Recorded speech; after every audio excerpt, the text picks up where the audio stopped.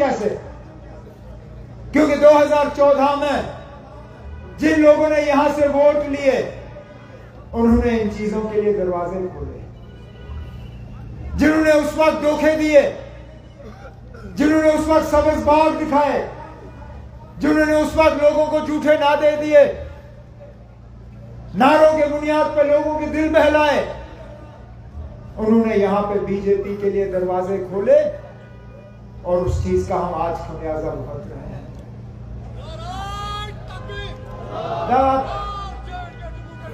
ये कुछ नहीं, एक तरह खाओ।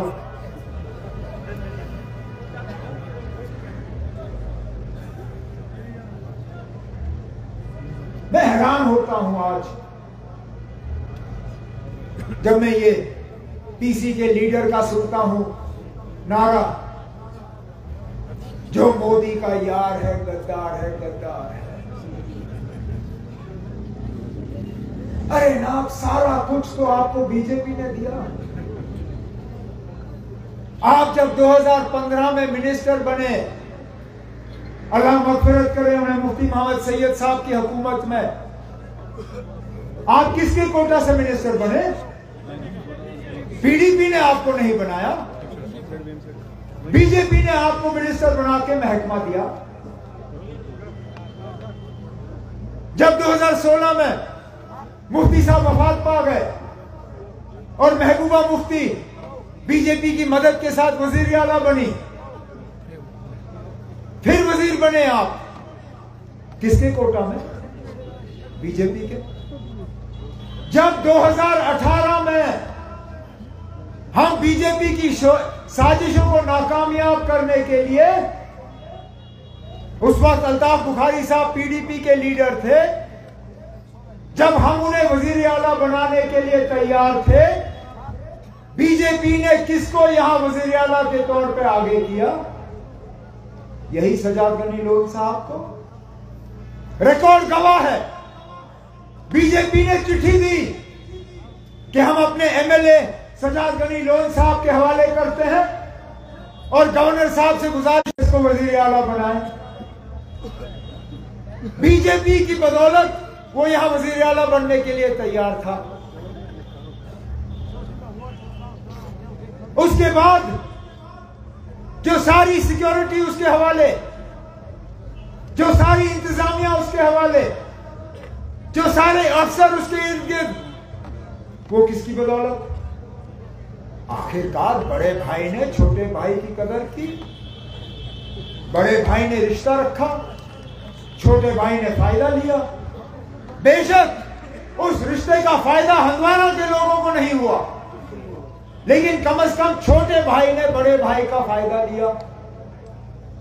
आज 2024 में जब उनको पैरों तले जमीन खिसकती हुई नजर आ रही है, अरे यहां तक क्या, 2024 के पार्लिमानी इलेक्शन में बीजेपी ने अगर वो 7-8 हजार माइग्रेंट वोट सजाद गनी लोन साहब को नहीं दिलवाए होते, उनकी तो जमानत जब्त हो गई थी।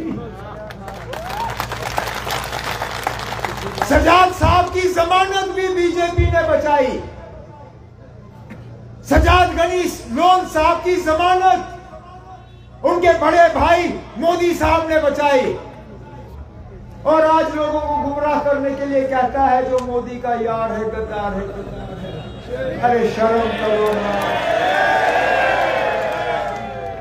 अरे ना, कुछ तो रिश्तों का आप रखो ना लिहाज। ये वो सजाद गनी लोन साहब है, जब मेरे खिलाफ इलेक्शन लड़ रहा था, एक भी पोस्टर पे उसने अपने वालिद साहब की तस्वीर नहीं रखी। आज वालिद साहब भी याद आ गए। इलेक्शन हारने के बाद बहुत चीजें याद आ जाती है ना। अब जो बचा कचा कुछ रह गया है उसको याद दिलाने का इंशाल्लाह हंदवारा में चौधरी साहब याद दिलाएंगे और कुपवारा में नासिर वानी साहब उनको याद दिलाएगा। आखिरकार कब तक लोगों को बेवकूफ बनाओगे? कब तक लोगों को धोखा दोगे?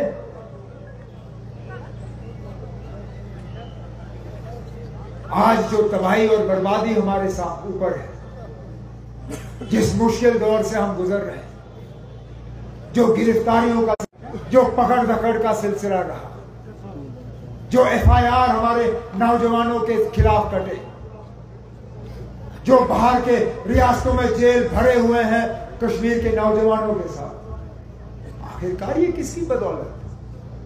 यही लोग जिन्होंने 2014 में बीजेपी को यहां लाया।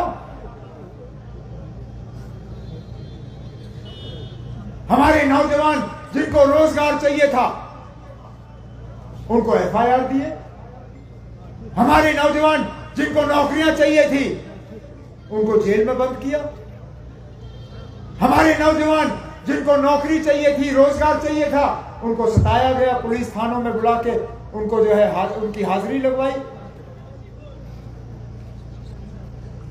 तरक्याती काम कहीं नहीं। मैं तो आज भी उनको कहता हूं ना, जरा खड़े हो जाएं हंदवाड़ा के अड्डे में और अपने काम वहां पे गिने। चौधरी साहब अपने काम गिनेंगे, देखेंगे किसका लिस्ट ज्यादा भारी होगा ना।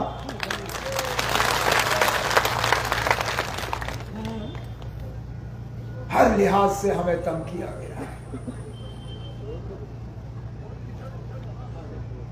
और आज आपको गुमराह करने की फिर कोशिश, आपके वोटों को तकसीम करने की कोशिश।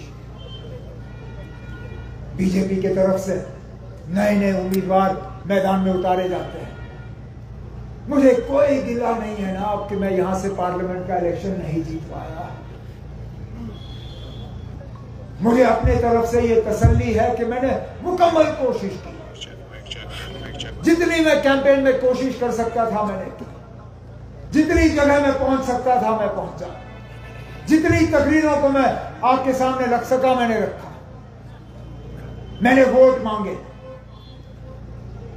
मैंने कोशिश की कि 5 साल के लिए मैं आपकी नुमाइंदगी पार्लियामेंट में करूं, लेकिन अल्लाह ताला को मंजूर नहीं था ना। चलिए, मेरे मुकद्दर में कुछ और लिखा होगा, नहीं था मेरे मुकद्दर में ये 5 साल पार्लियामेंट में आपकी नुमाइंदगी करने का। मुझे अफसोस इस बात का नहीं है कि मैं पार्लियामेंट नहीं पहुंचा, मुझे अफसोस इस बात का है कि आज आपकी आवाज पार्लियामेंट तक नहीं पहुंचती। अगर कोई और जीता होता शायद मुझे इतना अफसोस नहीं होता, लेकिन मुझे अफसोस इस बात का होता है कि मेरे श्रीनगर का नुमाइंदा वहां तकरीर करता है और आप लोग ताली बजाते हो। अगर रुहुल्लाह साहब वहां तकरीर करते हैं, यहां नौजवान खुश होता है। मियां अल्ताफ साहब तकरीर करते हैं, यहां के बुजुर्ग नौजवान मुतमईन होते हैं। मैं उसमें कुछ नहीं कहूंगा। हम तो वैसे भी इजराइल की तरफ से जो लगातार पिछले 1 साल से बमबारी और ताकत का इस्तेमाल हो रहा है, हमने तो उसकी मुखालफत की है, मजम्मत की है और बार बार ये मांग की कि इसका इस्तेमाल ना हो। दुनिया की ताकतों को इजराइल पे दबाव बनाए रख के वहाँ पे बेगुनाह लोगों की मौत और उनको ज़ख्मी करने का जो सिलसिला लगातार 1 साल से चल रहा है, उसको बंद करना चाहिए। चाहे वो गाज़ा में हो, चाहे लेबनान में हो, चाहे कहीं और हो। जो कल हुआ उसके बाद ऐसा लगता है जैसे पूरे क्षेत्र में अब जंग के बादल जो है नज़र आ रहे हैं। हिंदुस्तान की हुकूमत को, हिंदुस्तान के वज़ीर आज़म को, बाकी मुल्कों के लीडरान को इजराइल पर दबाव बनाए रख के वहाँ दोबारा अमन कायम करने की मुकम्मल कोशिश करनी चाहिए। हालात ख़राब तो इन्होंने किए, नहीं थोड़ा नीचे करो। जम्मू में अगर आज दोबारा मिलिटेंसी का दौर चला है, जम्मू के हर इलाके में आज कहीं ना कहीं आपको हमलों की खबर आती है, चाहे चिनाब हो, पीर पंचाल हो, रियासी हो, जम्मू हो, सांबा हो, कठुआ हो, लगातार वहाँ पे जो है हालात बिगड़ते हुए नज़र आ रहे हैं। लापरवाही इनके तरफ से रही, हालात इनके दौर में ख़राब हुए, यात्रियों पे हमले इनके दौर में हुए।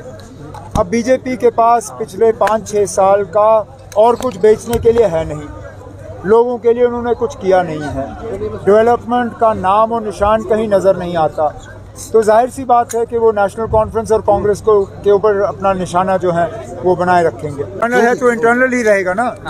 आप अपना इंटरनल करिए और अपने सर्वे करिए ना। हमारे इंटरनल हमारे हैं, वो 8 अक्टूबर को फिर पता चलेगा अगर वो सही है या गलत है। लेकिन आप सरकार नेशनल कॉन्फ्रेंस और कांग्रेस की बनेगी ना। इसके अलावा और कोई सरकार यहाँ बनेगी नहीं।